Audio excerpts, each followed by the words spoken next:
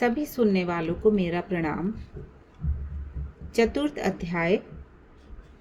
नारायणं नमस्कृत्य नरं चैव नरोत्तमं देवीं सरस्वतीं व्यासं ततो जयमुदीरयेत। नारायण बोले, हे नारद, भगवान पुरुषोत्तम के आगे जो शुभ वचन अधिक मास ने कहे वह लोगों के कल्याण की इच्छा से हम कहते हैं। सुनो।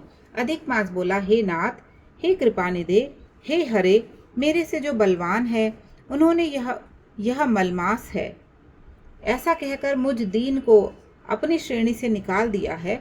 ऐसे यहाँ आए हुए मेरी आप रक्षा क्यों नहीं करते? अपने स्वामी देवता वाले मासादिकों द्वारा शुभ कर्म में वर्जित मुझ स्वामी रहित को देखते ही आपकी दयालुता कहाँ चली गई और आज यह कठोरता कैसे आ गई? हे भगवान, कंस रूप अग्नि से जलती हुई वसुदेव की स्त्री की रक्षा जैसे आपने की, वैसे ही हे दीन वत्सल कहिए मुझ शरण में आए कि आज कैसे रक्षा नहीं करते? पहले द्रुपद राजा की कन्या द्रौपदी की दुशासन के दुख से जैसे आपने रक्षा की, वैसे हे दीन दयालु कहिए मुझ शरण में आए कि आज कैसे रक्षा नहीं करते? यमुना में काले नाग के विष से गौ चराने वालों तथा पशुओं की आपने जैसे रक्षा की, वैसे हे दीन वत्सल कहिए मुझ शरण में आए कि आपने कैसे रक्षा नहीं करते? पशु और पशुओं को पालने वालों एवं पशुपालकों की स्त्रियों की जैसे पहले वृज में सरपत के वन में लगी हुई अग्नि से आपने रक्षा की, वैसे हे दीन वत्सल कहिए मुझ शरण में आए कि आज कैसे रक्षा नहीं करते? मगध देश के राजा जरासंध के बंधन से राजाओं की जैसे रक्षा की, वैसे हे दीन वत्सल कहिए मुझ शरण आए कि आज कैसे रक्षा नहीं करते? आपने ग्रह के मुख से गजराज की झट आकर जैसे रक्षा की, वैसे हे दीन वत्सल कहिए मुझ शरण में आए कि आज कैसे रक्षा नहीं करते? श्री नारायण बोले, इस प्रकार भगवान को कह स्वामी रहित मलमास आंसू बहाता मुख लिए जगतपति के सामने चुपचाप खड़ा रहा। उसको रोते देखते ही भगवान श्री कृष्ण ही दयार्द हो गए और पास में खड़े दीन मुख मलमास से बोले, श्री हरि बोले, हे वत्स, क्यों इस समय अत्यंत दुख में डूबे हुए हो? ऐसा कौन बड़ा भारी दुख तुम्हारे मन में है? दुख में डूबते हुए तुमको हम बचावेंगे, तुम शोक मत करो। मेरी शरण में आया फिर शोक करने के योग्य नहीं रहता। यहाँ आकर महादुखी नीच भी शोक नहीं करता। किस लिए तुम यहाँ आकर शोक में मन को दबाए हुए हो? जहाँ आने से न शोक होता है, न कभी बुढ़ौती आती है, न मृत्यु का भय रहता है, किंतु नित्य आनंद रहा करता है। इस प्रकार के वैकुंठ में आकर तुम कैसे दुखित हो? तुमको यहाँ पर दुखित देखकर वैकुंठवासी बड़े विस्मय को प्राप्त हो रहे हैं। हे वत्स, तुम कहो, इस समय तुम मरने की इच्छा क्यों करते हो? श्री नारायण बोले, इस प्रकार भगवान के वाक्य सुनकर बोझा लिए हुए आदमी जैसे बोझा रखकर श्वास पर श्वास लेता है, इसी प्रकार श्वास लेकर अधिक मास मधुसूदन से बोला। अधिक मास बोला, हे भगवान, आप सर्वव्यापी हैं, आपसे अज्ञात कुछ नहीं है। आकाश की तरह आप विश्व में व्याप्त हो रहे हैं।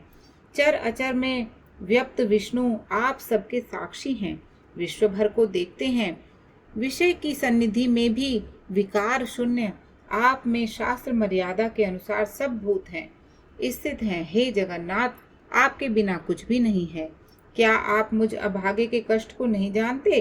तथापि हे नाथ, मैं अपनी व्यथा को कहता हूँ। जिस प्रकार मैं दुख जाल से घिरा हुआ हूँ, वैसे दुखित को मैंने न कहीं देखा है और न सुना है। क्षण निमेष मुहूर्त पक्ष मास दिन और रात सब अपने अपने स्वामियों के अधिकारों से सर्वदा बिना भय के प्रसन्न रहते हैं। मेरा कुछ नाम है, न मेरा कोई अधिपति है और न कोई मुझको आश्रय है। अतः क्षणाधिक समस्त स्वामी वाले देवों ने शुभ कार्य से मेरा निरादर किया है। यह मलमास सर्वदा त्याज्य है, अंधा है, गर्त में गिरने वाला है, ऐसा सब कहते हैं। इसी कारण से मैं मरने की इच्छा करता हूँ, अब जीने की इच्छा नहीं है। निंद जीवन से तो मरना ही उत्तम है। जो सदा जला करता है वह किस तरह सो सकता है। हे महाराज, इससे अधिक मुझको और कुछ कहना नहीं है। वेदों में आपकी इस तरह प्रसिद्धि है कि पुरुषोत्तम आप परोपकार प्रिय हैं और दूसरों के दुख को सहन नहीं करते हैं। अब आप अपना धर्म समझकर जैसी इच्छा हो वैसा करें। आप प्रभु और महान हैं। आपके सामने मुझ जैसे पामर को घड़ी घड़ी कुछ कहते रहना उचित नहीं है। मैं मरूंगा, मैं मरूंगा, मैं अब न जीऊंगा, ऐसा पुनः पुनः कहकर वह अधिक मास, हे ब्रह्मा के पुत्र, चुप हो गया और एकाएक श्री विष्णु के निकट गिर गया।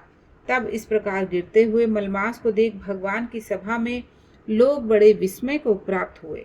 श्री नारायण बोले, इस प्रकार कहकर चुप हुए अधिमास के प्रति बहुत कृपा भार से अवसन्न हुए श्री कृष्ण मेघ के समान गंभीर वाणी से चंद्रमा की किरणों की तरह उसे शांत करते हुए बोले, वेद रूप रिद्धि के आश्रित नारायण का पापों के समूह रूप समुद्र को शोषण करने वाला बड़वानल अग्नि से समान वचन सुनकर प्रसन्न हुए नारद मुनि पुनः आदि पुरुष के वचनों को सुनने की इच्छा से बोले।